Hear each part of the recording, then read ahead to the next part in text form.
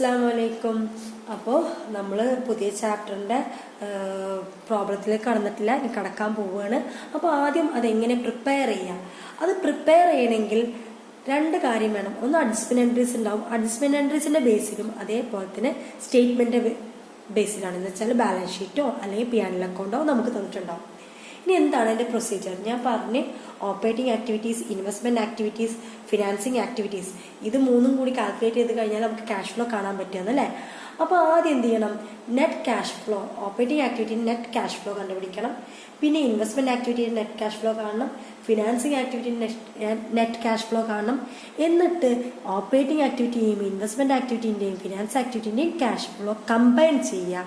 അതിലൂടെ opening cash balance അല്ലെങ്കിൽ opening cash equivalent add ചെയ്യുക. അപ്പം നമുക്ക് എന്ത് കിട്ടും? ക്ലോസിംഗ് ക്യാഷ് ബാലൻസ് അല്ലെങ്കിൽ ക്ലോസിംഗ് ക്യാഷ് ഈക്വലന്റ് കിട്ടും. അപ്പോൾ സാധാ നമ്മൾ ഏതൊരു പ്രോബ്ലം പേപ്പറിന്റെ പ്രോബ്ലം ആയാലും ആൻസർ കിട്ടിക്കഴിഞ്ഞാൽ ഇതാവോ എന്നുള്ളത് എക്സാമിനാകുമ്പോൾ ടെൻഷൻ ഉണ്ടാവും അല്ലേ.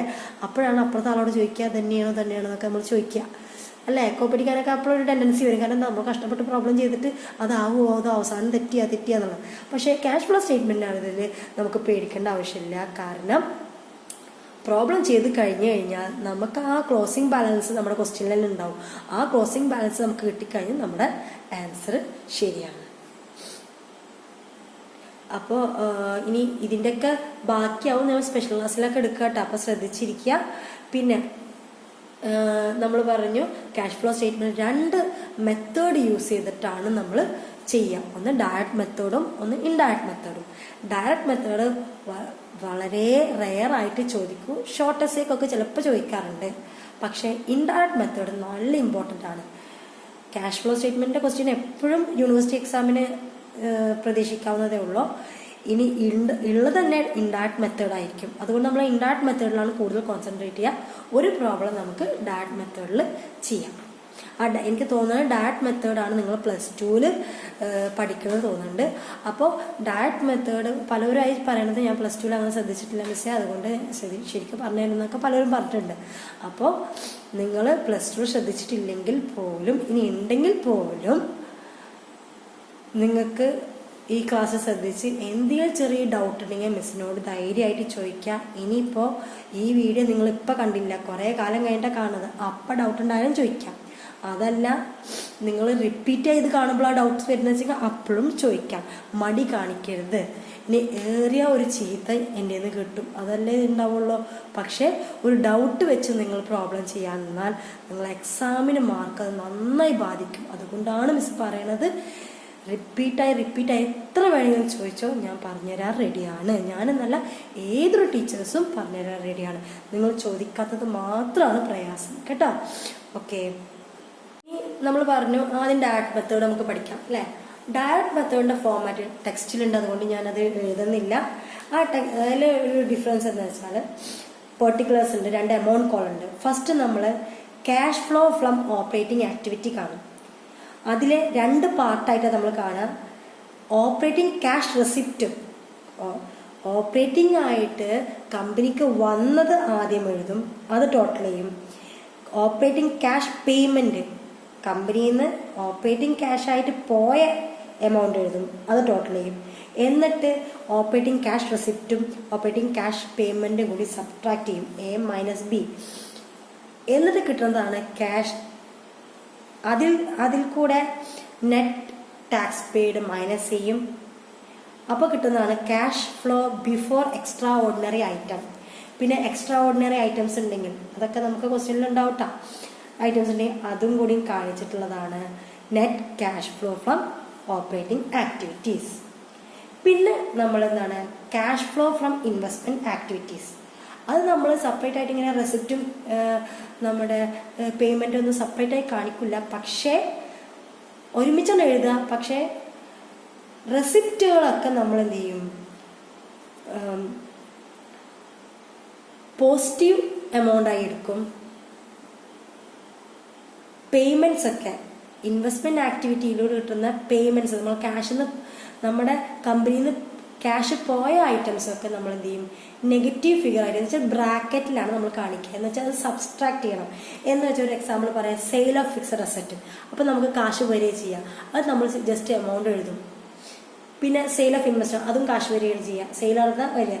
ഇൻട്രസ്റ്റ് റിസീവ്ഡ്, അത് ഡിവിഡൻഡ് റിസീവ്ഡ്, അതൊക്കെ നമുക്ക് എന്താണ്, ക്യാഷ് വരികയാണ്, അത് ജസ്റ്റ് എമൗണ്ട് പോസിറ്റീവ് എമൗണ്ട് ആയിട്ട് നമ്മൾ എഴുതും. പർച്ചേസ് ഓഫ് ഫിക്സഡ് അസറ്റ്, അപ്പം നമുക്ക് ഫിക്സഡ് അസറ്റ് പർച്ചേസ് ചെയ്യാൻ നമ്മുടെ കാശ് പോയി, അപ്പം നമ്മൾ എമൗണ്ട് അവിടെ ഒരുമിച്ച് തന്നെ എഴുതുക, പക്ഷെ എന്താ ബ്രാക്കറ്റ് ചെയ്യും. എന്ന് വെച്ചാൽ നമ്മൾ net cash flow from investment activity കാണുമ്പോൾ നേരത്തെ പോസിറ്റീവ് എമൗണ്ടുകളൊക്കെ ആഡ് ചെയ്തിട്ട് ഈ ബ്രാക്കറ്റിലിട്ട കാര്യം നമ്മൾ ലെസ് ചെയ്യും. എന്നിട്ട് കിട്ടുന്നതാണ് ഔട്ടർ കോളത്തിൽ നമ്മൾ എന്ത് ചെയ്യുക, net cash flow from investment activity. ഇത് നിങ്ങൾ ടെക്സ്റ്റിലത്തെ ഫോർമാറ്റ് നോക്കി കാണട്ടാ, അപ്പം മനസ്സിലാവും. പിന്നെ നെക്സ്റ്റ് ആണ് നമ്മൾ net cash flow from financing activity. അതും ഇതേപോലെ ഇൻവെസ്റ്റ്മെന്റ് ആക്ടിവിറ്റി പോലെ തന്നെയാണ്. കമ്പനികൾക്ക് ക്യാഷ് വരുന്നതൊക്കെ പോസിറ്റീവായിട്ട് എടുക്കും, മറ്റത് നെഗറ്റീവായിട്ട് മൈനസ് ചെയ്യും. എന്ന് വെച്ചാൽ proceeds from issue of share issue ചെയ്തപ്പോൾ നമുക്കുണ്ടാവുന്ന പ്രൊസീഡ്സ്, അത് നമ്മൾക്ക് പോസിറ്റീവ് ആണെന്ന് വെച്ചാൽ ഷെയർ ഇഷ്യൂ ചെയ്തപ്പോൾ നമുക്ക് കിട്ടുന്ന ലാഭം, അപ്പോൾ കാശ് വരിക ചെയ്യണത് അല്ലേ. അപ്പോൾ ഡിബഞ്ചർ ഇഷ്യൂ ചെയ്തപ്പോൾ നമുക്ക് കാശ് വരിക ചെയ്തത്. അതേപോലെ repayment of long term borrowing, നമ്മൾ ലോൺ എടുത്ത് റീപേ ചെയ്യുമ്പോൾ നമ്മളതിന് കാശ് പോവുകയാണ്, അത് നെഗറ്റീവായി, നമ്മൾ നെഗറ്റീവാണ് ബ്രാക്കറ്റിലായിട്ടു. റിഡംഷൻ ഓഫ് ഡിബഞ്ചർ ഇഷ്യൂ ചെയ്ത് നമ്മൾ റിഡീം ചെയ്യുമ്പോൾ കാശ് പോവുകയാണ്, അപ്പോൾ നമ്മൾ ബ്രാക്കറ്റിലിട്ടു. ഇൻട്രസ്റ്റ് പെയ്ഡ്, നമ്മൾ ഇൻട്രസ്റ്റ് പേ ചെയ്തത് അത് നമ്മൾ ബ്രാക്കറ്റിലിട്ടു. ഡിവിഡൻഡ് പെയ്ഡ് നമ്മളത് ബ്രാക്കറ്റിലിട്ടു. അപ്പോൾ പോസിറ്റീവ് എമൗണ്ടിൽ നിന്ന് ഈ ബ്രാക്കറ്റിലിട്ട എമൗണ്ട് മൈനസ് ചെയ്തതായിരിക്കണം net cash flow from financing activity. എന്നിട്ട് അതിലൂടെ കിട്ടുന്ന, എന്നിട്ട് ഈ 3 ഐറ്റംസ് നമ്മൾ നേരത്തെ നമുക്ക് കിട്ടി ഔട്ടർ കോളത്തിനപ്പോൾ 3 ഐറ്റംസ് ഉണ്ടാവും. എന്ത്, ഓപ്പറേറ്റിംഗ് ആക്ടിവിറ്റീസിൻ്റെ എമൗണ്ട് ഉണ്ടാവും, നമ്മുടെ ഫിനാൻസിങ് ആക്ടിവിറ്റീസിൻ്റെ എമൗണ്ട് ഉണ്ടാവും, ഇൻവെസ്റ്റ്മെന്റ് ആക്ടിവിറ്റീസിൻ്റെ എമൗണ്ട് ഉണ്ടാവും. അത് 3 കൂടി ആഡ് ചെയ്യാം. ചിലപ്പോൾ വല്ല ഓപ്പറേറ്റിംഗ് ആക്ടിവിറ്റീസോ അല്ലെങ്കിൽ ഫിനാൻസിങ് ആക്ടിവിറ്റീസോ മൈനസ് ഫിഗർ ഉണ്ടാവും. അപ്പോൾ അത് ആഡ് ചെയ്ത് മൈനസ് ഫിഗർ ഉണ്ടെങ്കിൽ അത് മൈനസ് ചെയ്ത് കിട്ടുന്ന ഫിഗർ ഇൻക്രീസ് ആണോ ഡിക്രീസ് ആണോ നോക്കാം. അപ്പോൾ debt increase or decrease in cash and cash equivalent, എങ്ങനെയാണ് ഇൻക്രീസ് വരെ ഡിക്രീസ് വരെ പ്രോബ്ലം ചെയ്യുമ്പോൾ മനസ്സിലാവും കേട്ടോ. അതിലൂടെ നമുക്ക് ബിഗിനിങ് ക്യാഷ് ആഡ് ചെയ്യാം. അപ്പം നമുക്ക് എന്ത് കിട്ടും, cash equivalent at cash or cash equivalent at ending നമുക്ക് കിട്ടും. ഇതേ രീതി തന്നെ ഇൻഡയറക്റ്റ് മെത്തേഡിൽ, പക്ഷെ ചെറിയ രീതി മാത്രമേ, പക്ഷെ സംഭവം തന്നെയാണ്. അവസാനം ക്യാഷ് ബാലൻസ് കാണിക്കുകയാണ് ചെയ്യുന്നത്. ഇനി നമ്മൾ ഡയറക്റ്റ് മെത്തേഡിലാവുമ്പോൾ നമ്മൾ അഡ്ജസ്റ്റ്മെന്റ് എൻട്രി ഉണ്ടാവും. അപ്പം നമ്മൾ എന്ത് ചെയ്യണം, ലെഡ്ജർ ഉണ്ടാക്കണം. അഡ്ജസ്റ്റ്മെന്റ് എൻട്രി ഉണ്ടെങ്കിൽ ലെഡ്ജർ ഉണ്ടാക്കണം. മെയിൻലി ഡെപ്റ്റേഴ്സും ക്രെഡിറ്റേഴ്സിനും ഒക്കെയാണ് നമ്മൾ അഡ്ജസ്റ്റ്മെന്റ് എൻട്രി ഉണ്ടാക്കുക. അപ്പോൾ ഡെപ്റ്റേഴ്സ് ഉണ്ടാക്കുക, ടോട്ടൽ ഡെപ്റ്റ് കണ്ടിട്ടുണ്ടെങ്കിൽ നമ്മൾ ബാലൻസ് ഷീറ്റിൽ ഓപ്പണിംഗ് ക്ലോസിംഗ് തന്നിട്ടുണ്ടോ, ഓപ്പണിംഗ് ക്ലോസിംഗ് ചെയ്ത ക്രെഡിറ്റ് സെയിൽസും കാണിച്ചു കഴിഞ്ഞാൽ, അതും നമ്മുടെ ടെക്സ്റ്റിൽ തന്നിട്ടുണ്ട് ഫോർമാറ്റിൽ. ഡെപ്റ്റേഴ്സിൻ്റെ അവിടെ ക്രെഡിറ്റ് സൈഡിൽ ക്രെഡിറ്റ് സെയിൽസ് കാണിക്കുക, പിന്നെ ബിൽസ് റിസീവ്ഡ് ഉണ്ടെങ്കിൽ അത് ഡെബിറ്റ് സൈഡിൽ കാണിക്കുക, ഡിസ്കൗണ്ട് അലൗഡ് ഉണ്ടെങ്കിൽ അത് കാണിക്കുക, ബാഡ് ഡെപ്റ്റ് ഉണ്ടെങ്കിൽ അത് കാണിക്കുക, സെയിൽസ് റിട്ടേൺ ഉണ്ടെങ്കിൽ അത് കാണിക്കുക. എന്നിട്ട് ബാലൻസിങ് ഫിഗർ നമുക്ക് വരിക എവിടെയായിരിക്കും, ഡെബിറ്റ് സൈഡിലായിരിക്കും.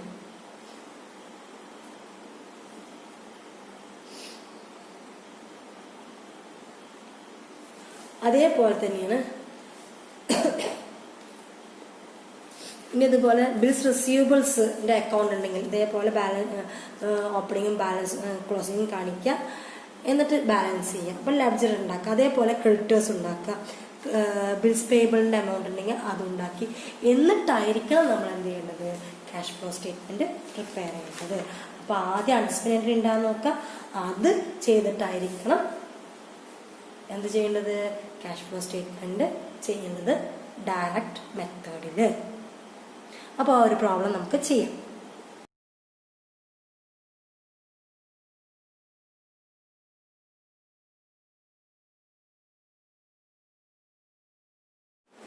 അപ്പോൾ 6000 കിട്ടി. പിന്നെ നമ്മൾ അഡ്മിനിസ്ട്രേഷൻ എക്സ്പെൻസ് പ്രീപെയ്ഡ് ആണ്. പ്രീപെയ്ഡ് ആണെങ്കിൽ എന്ത് ചെയ്യാം, എക്സ്പെൻസ് എഴുതാം. ഓപ്പണിങ് പ്രീപെയ്ഡ് ആണെങ്കിൽ ക്ലോസിങ് ആഡ് ചെയ്യാം, ഓപ്പണിങ് ലെസ് ചെയ്യാം. അപ്പോൾ നമുക്ക് എത്ര കിട്ടി, 20,500. 20,000 ആയിരുന്നു, അതിൽ കൂടെ പ്രീപെയ്ഡ് ക്ലോസിങ് 1000, അപ്പോൾ 21,000 ആഡ് ചെയ്യുമ്പോൾ, എന്നിട്ട് അതിൽ കൂടെ പ്രീപെയ്ഡ് ഓപ്പണിങ് ലെസ് ചെയ്യുക 500. അപ്പോൾ ശ്രദ്ധിക്കേണ്ടത് പ്രീപെയ്ഡ് ആണോ ഔട്ട്സ്റ്റാൻഡിംഗ് ആണോ നോക്കുക എക്സ്പെൻസ്. അപ്പോൾ നോട്ട് എഴുതുക. എന്താ ഔട്ട്സ്റ്റാൻഡിംഗ് ആണെങ്കിൽ add the opening and less the closing. Prepaid ആണെങ്കിൽ add the closing and less the opening. ശ്രദ്ധിക്കുക കേട്ടോ. നമ്മൾ ക്രെഡിറ്റ് പർച്ചേസ് 30,000 എഴുതി, എന്നിട്ട് ബാലൻസ് ചെയ്തു.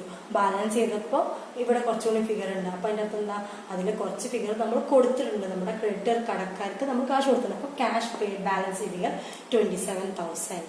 പിന്നെ നമുക്ക് വേജസിൻ്റെയും അഡ്മിനിസ്ട്രേറ്റീവ് എക്സ്പെൻസിൻ്റെയും ഔട്ട്സ്റ്റാൻഡിങ് പ്രീപെയ്ഡ് തന്നിട്ടുണ്ട്. അങ്ങനെ ഔട്ട്സ്റ്റാൻഡിങ്ങും പ്രീപെയ്ഡും തന്നിട്ടുണ്ടെങ്കിൽ ഔട്ട്സ്റ്റാൻഡിങ് ആണ് വെച്ചെങ്കിൽ ആ ഐറ്റം എഴുതുക. ഇവിടെ വേജസ് ഔട്ട്സ്റ്റാൻഡിങ് ആണ്, വേജസ് ഔട്ട്സ്റ്റാൻഡിങ്. എന്നിട്ട് ഔട്ട്സ്റ്റാൻഡിങ്ങിൻ്റെ ഓപ്പണിങ് ആ എക്സ്പെൻസ് എന്താണെന്ന് നോക്കുക. വേജസ് ആണ് ഔട്ട്സ്റ്റാൻഡിങ്. അപ്പോൾ വേജസിൻ്റെ സ്റ്റേറ്റ്മെൻറ്റിൽ തന്നിട്ടുള്ള ഫിഗർ എഴുതി, വേജസ് 8,000. ഔട്ട്സ്റ്റാൻഡിങ് ആണ് തന്നിച്ചെങ്കിൽ ഓപ്പണിങ് ആഡ് ചെയ്യാൻ ലെസ് ക്ലോസിങ് ചെയ്യാം.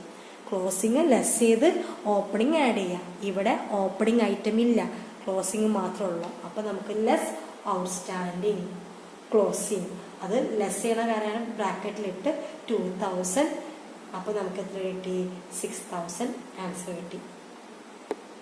എന്നിട്ട് ഡെപ്റ്ററിനെ ബാധിക്കുന്ന വേറെ ഐറ്റംസ് ഇല്ല, അതുകൊണ്ട് നമ്മൾ ബാലൻസ് ചെയ്യുന്നു. അപ്പോൾ നമുക്കിവിടെ ബാലൻസ് ഫിഗർ കിട്ടിയത് by cash received from debtors. ബാക്കി കിട്ടുന്നത് അപ്പോൾ എന്ന് വെച്ചാൽ ഓപ്പണിംഗ് ബാലൻസ് 30,000 ആണ്, ക്രെഡിറ്റ് സെയിൽസ് 80,000 ആണ്. അപ്പോൾ തന്നെ 1,10,000 ഉണ്ട്. പക്ഷെ ക്ലോസിംഗ് ബാലൻസ് എത്രയുള്ളൂ? 20,000 ഉള്ളൂ. എന്ന് വെച്ചാൽ ഡെപ്റ്റേഴ്സ് പിന്നെ കുറഞ്ഞിട്ടുണ്ടെന്ന് അർത്ഥം അല്ലേ. ഡെപ്റ്റേഴ്സ് കുറയണമെങ്കിൽ എന്ത് വേണം? കുറച്ച് കാശ് അവർ കിട്ടിയിട്ടുണ്ടാവും, നമുക്ക് തന്നിട്ടുണ്ടാവും അല്ലേ. കുറച്ച് ചില ഡെപ്റ്റേഴ്സ് നമുക്ക് കാശ് തന്നിട്ടുണ്ടാവും. അപ്പോൾ കാശ് കുറഞ്ഞിട്ടുണ്ടാവും. അപ്പോൾ അതുകൊണ്ടാണ് cash received from debtors balancing figure 90,000. ഇത് നമുക്ക് ഓപ്പറേറ്റിംഗ് ആക്ടിവിറ്റീസിന് ആവശ്യമുള്ളതാണ്. അതേപോലെ ക്രെഡിറ്റേഴ്സ് നമ്മൾ ക്രെഡിറ്റ് ബാലൻസ് ആണ്. Opening balance brought down 12,000, balancing closing balance 15,000. എന്നിട്ട് ഇവിടെ എന്താണ്, അപ്പോൾ ഈ പ്രോബ്ലം ഡാറ്റ് മെത്തേഡിലെ ഒരു ഭാഗമാണ്. എന്ന് വെച്ചാൽ ഡാറ്റ് മെത്തേഡിൽ നമ്മൾ പറഞ്ഞു എന്താണ്, ആദ്യം ഓപ്പറേറ്റിംഗ് ആക്ടിവിറ്റീസ് കാണണമെന്നല്ലേ. Operating activities net cash flow കാണണമെന്ന്. ഇത് ഓപ്പറേറ്റിംഗ് ആക്ടിവിറ്റിയുടെ നെറ്റ് ക്യാഷ് ഫ്ലോ കാണാൻ വേണ്ടിയിട്ടുള്ള മാത്രമുള്ള ക്വസ്റ്റ്യൻ ആണ് ഇത് കേട്ടോ. അത് കഴിഞ്ഞിട്ട് നമുക്ക് ക്യാഷ് ഫ്ലോ സ്റ്റേറ്റ്മെൻറ്റ് ചെയ്യാം. അപ്പോൾ ഈ ക്വസ്റ്റ്യനിൽ നമ്മൾ കണ്ടു അഡ്ജസ്റ്റ്മെൻറ്റ് എൻട്രി എന്താണ്, നമ്മുടെ സെൻട്രൽ ഡെപ്റ്റേഴ്സ് ഓപ്പണിംഗ് ക്ലോസിംഗ് തന്നിട്ടുണ്ട്, ക്രെഡിറ്റേഴ്സ് ഓപ്പണിംഗ് ക്ലോസിംഗ് തന്നിട്ടുണ്ട്. അതേപോലെ തന്നെ നമ്മുടെ ഔട്ട്സ്റ്റാൻഡിങ്ങും പ്രീപെയ്ഡും തന്നിട്ടുണ്ട് അല്ലേ. അപ്പം നമ്മൾ ആദ്യം ചെയ്യേണ്ടത്, നമ്മൾ പറഞ്ഞ അഡ്ജസ്റ്റ്മെന്റ് എൻട്രി ഉണ്ടെങ്കിൽ ആദ്യം ചെയ്യേണ്ടത് ലെഡ്ജർ അക്കൗണ്ട് ആണ്. ലെഡ്ജർ അക്കൗണ്ട് ഉണ്ടാക്കുക, ഡെപ്റ്റേഴ്സ് അക്കൗണ്ട് ഉണ്ടാക്കുക. അതിൽ ഡെപ്റ്റേഴ്സിന്റെ ഓപ്പണിംഗ്, നമ്മൾ ഡെപ്റ്റർ എന്ന് പറഞ്ഞാൽ ഒരു ഡെബിറ്റ് ബാലൻസ് ആണ്. അതിന്റെ ഓപ്പണിംഗ് ബാലൻസ് നമ്മൾ ഇവിടെ എഴുതും, ക്ലോസിംഗ് ബാലൻസ് ഇവിടെ എഴുതും ബൈ ക്ലോസിംഗ് ബാലൻസ്. അത് കഴിഞ്ഞിട്ട് നമ്മൾ എന്താണ്, ഡെപ്റ്ററിനെ ബാധിക്കുന്നതാണ് ക്രെഡിറ്റ് സെയിൽസ് അല്ലേ. ക്രെഡിറ്റ് സെയിൽസ് ക്രെഡിറ്റിൽ നടക്കുമ്പോഴാണ് ഡെപ്റ്റർ ഉണ്ടാവുന്നത്, കടക്കാരുണ്ടാവുന്നത് അല്ലേ. നമ്മൾ ക്രെഡിറ്റിൽ സെയിൽസ് കൊടുക്കാന്ന് വെച്ചാൽ കടത്തിന് കൊടുക്കുമ്പോഴാണ് കടക്കാരുണ്ടാവുന്നത്. അപ്പോൾ ക്രെഡിറ്റ് സെയിൽസ് വന്നിട്ടുണ്ട് നമ്മുടെ ക്വസ്റ്റ്യനിൽ ഇൻകം സ്റ്റേറ്റ്മെന്റിൽ കണ്ടില്ലേ, net sales cash 30,000 and credit 80,000.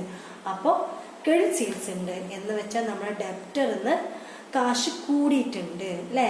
പിന്നെയും ഉള്ള ഡെപ്റ്ററിനേക്കാൾ പിന്നെയും ക്രെഡിറ്റ് സെയിൽസ് വന്നപ്പോൾ പിന്നെയും കൂടിയിട്ടുണ്ട്. അപ്പോൾ ഡെബിറ്റായ ബാലൻസിനെ കൂട്ടണമെങ്കിൽ ടു ക്രെഡിറ്റ് സെയിൽസ് 80,000. ഇനി നമ്മൾ ക്വസ്റ്റ്യൻ്റെ അവസാനത്തിലേക്ക് എത്തിയത് എന്താണ്, നമ്മൾ കണ്ടത് ക്യാഷ് ഫ്രം ഓപ്പറേറ്റിംഗ് ആക്ടിവിറ്റീസ് മാത്രം കാണാനാണ് അല്ലേ. അപ്പോൾ ഓപ്പറേറ്റിംഗ് ആക്ടിവിറ്റീസിൻ്റെ റെസിപ്റ്റും പേയ്മെൻറ്റും എന്തൊക്കെയെന്ന് നോക്കാം. ഫസ്റ്റ് എന്താ, ഇനി സ്റ്റേറ്റ്മെൻറ്റ് നോക്കിയാൽ കാണാം നെറ്റ് സെയിൽസ് ക്യാഷും ക്രെഡിറ്റും. അപ്പോൾ നമുക്ക് ക്യാഷ് നമുക്ക് ആവശ്യമുള്ളതാണ്, ക്യാഷ് നമ്മുടെ റെസിപ്റ്റാണ് അല്ലേ. അപ്പോൾ നമ്മൾ ക്യാഷ് സെയിൽസ് എഴുതി 30,000. പിന്നെ റെസിപ്റ്റ് നമ്മൾ കണ്ടുപിടിച്ചിട്ടുണ്ട്, ക്രെഡിറ്റ് സെയിൽസ് വെച്ചിട്ട് നമ്മൾ കണ്ടുപിടിച്ചിട്ടുണ്ട് ക്യാഷ് റിസീവ്ഡ് ഫ്രം ഡെപ്റ്റേഴ്സ് 90,000. അതോടെ റെസിപ്റ്റ് കഴിഞ്ഞു. പിന്നെ നമുക്കുള്ളത് ഓപ്പറേറ്റിംഗ് ക്യാഷ് പേയ്മെൻ്റ് ആണ്.